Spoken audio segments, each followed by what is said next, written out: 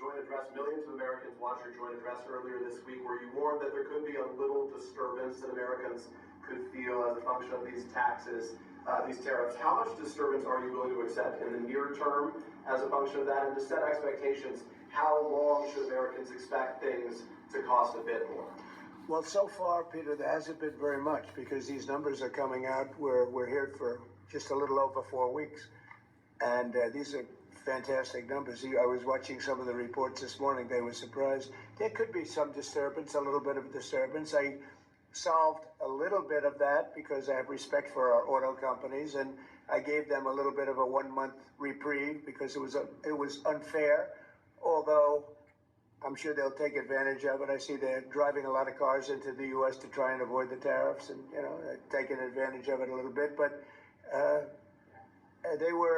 they called me, they asked me, they said, could they have a little bit of help? And I decided, they're American companies, USMCA, and I let them have that. But this really kicks in, the reciprocals, kicks in on, let's see, I guess the 2nd.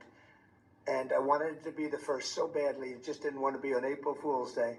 So I made it the 2nd. That's going to cost a lot of money. That one day is going to cost a lot of money, but that's okay. But I don't see it. I don't see anything. I see good reports. I think we're going to have good numbers from the beginning. Now, globalists won't love this because this brings jobs back to America. So if they're coming back to America, maybe you'll lose some in other parts of the world.